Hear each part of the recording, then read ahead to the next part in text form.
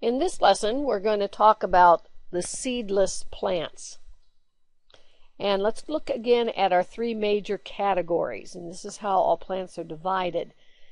They are divided not into phyla, although some books will still call them phyla, and many books will call them divisions. And there's non-vascular plants, vascular that has seeds, and vascular that does not have seeds. We're going to look at the non-vascular and the vascular without seeds in this particular lesson. So we're going to look at two out of the three plant divisions, but the biggest division is the third one, which is lesson 3.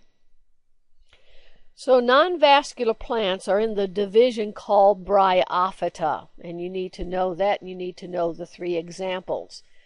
So Division Bryophyta are the non-vascular plants: moss, liverwort, and hornwort. Now remember, what is the primary vascular tissue? Xylem and phloem. So these are non-vascular plants, meaning they do not have xylem and phloem.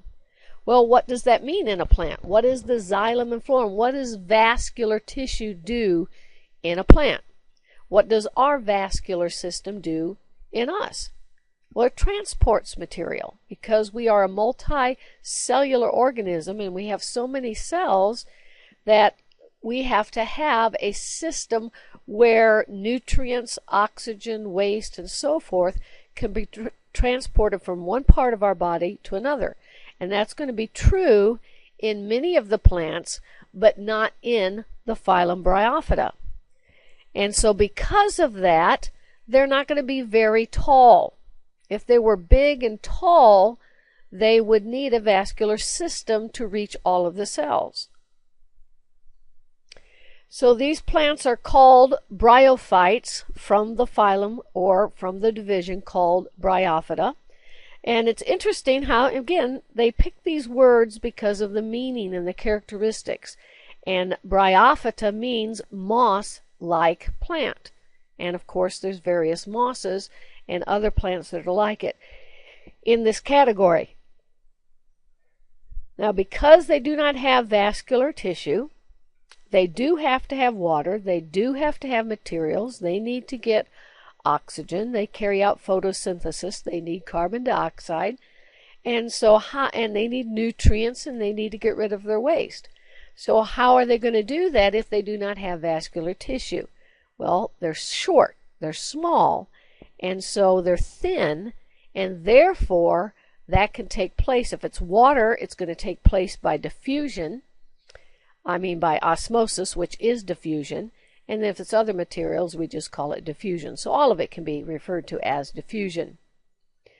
Sometimes the moss is going to have parts that look like roots, they look like stems, they look like leaves, but there is no vascular tissue, so they don't have roots, stems, and leaves, which means that a true root has vascular tissue inside of it.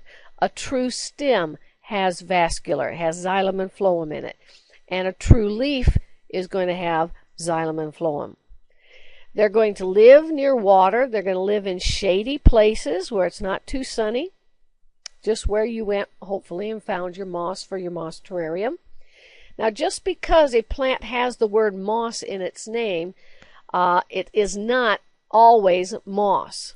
And I'm not sure why they gave it the name, but it's not moss. So it does not belong in the division Bryophyta.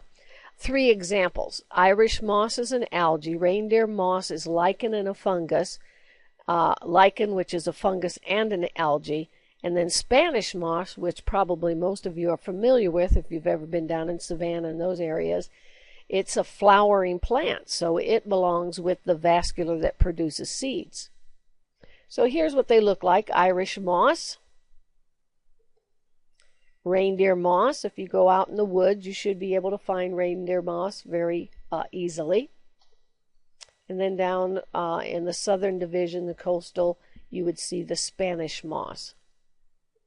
Not moss. Now you need to know what are the parts of a moss plant.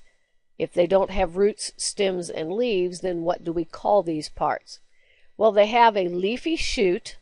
The leafy shoot is the part of the moss that is above the ground. So it's the part that you see. It's the part that looks like it has leaves on it. But those technically are called leaflets. So it's a slender stalk with leaf-like structures. Each of the tiny leaf-like structures on the moss, which is called a leaflet, it's only one cell layer in thickness. And that's what in lab, when you did the moss terrarium, that's what you drew, or should have drawn, is one leaflet. It's very thin. Why? So diffusion can take place. The rhizoids are what are below the ground, and what people would refer to as roots, but they're not roots, true roots, because they don't have xylem and phloem in it. And so they are used for anchoring the plant, and they too have to absorb their own water and so forth. So here's the three parts that you need to know of a moss plant. The part above is called the leafy shoot. Each of the leaf-like structures is called a leaflet, and then underground, which are root-looking like structures, but they're not true roots, they're called rhizoids. So that's the three parts of a moss plant. Now the leafy shoot, as I said, is only one cell layer in thickness, and here's a couple of examples of some leafy shoots off of moss. They have a very interesting life cycle along with the fern, and you need to know this slide. It's called alternation of generations because it goes through a generation of asexual reproduction and a sexual phase. Now, most plants either will reproduce asexually or sexually. Not both, but there are some that can produce sexually or asexually. If they do, it's not both of them together on one plant to produce the next generation. Meaning, if they reproduce sexually and get a new plant. If they reproduce asexually, they will produce, by asexual reproduction, a new plant. But moss does not come unless it has a sexual phase and an asexual phase. If it doesn't have both of those phases, you do not get moss.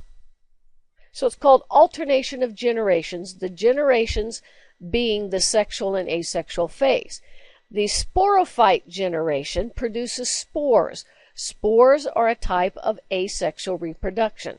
So the sporophyte generation is the asexual phase of the reproductive cycle of a moss. Gametophyte generation, the gametes, remember, are sperm and ova, and they are the sexual phase. So it has to go through a sporophyte and a gametophyte. Now, whenever an organism reproduces by alternation of generations, there's going to be one generation that is predominant. And we'll talk about that in the moss plant. Here's and you don't need to memorize the life cycle of the moss plant, but I want you to see how intricately and how God designed all of this. It's pretty cool. And you don't know all this going on in that little moss that's out in your yard. The top of the male gametophyte bears a little structure at the top, and it's called an antheridium singular, antheridia plural. Now it is inside that structure that sperm is produced. So that's their male reproductive part, the antheridium. On top of the female, though, they have a different structure. It's called the archegonium singular, archegonia plural. And it is what is going to make and contain the ova. So during the gametophyte generation, gametes are made. The antheridium making the sperm, the archegonium making ova. And so the sperm have to get to the archegonium so they can fertilize the ova. And they do that by swimming. And this is one of the reasons why they need a damp environment. They need water, they need rain, they need a damp area so that sperm can swim from the antheridium where it's made to the archegonium where the ova are. It will fertilize the ovum. And now, if we're talking about sexual reproduction in animals and in humans, out of that fertilization would be a zygote, and then the zygote would be developing into the embryo, the little baby. But that's not true in moss. Yes, it produces a zygote, but what comes from that zygote is not a little baby embryo. What comes from that zygote is it starts growing this stalk. And at the end of that stalk, it grows a capsule.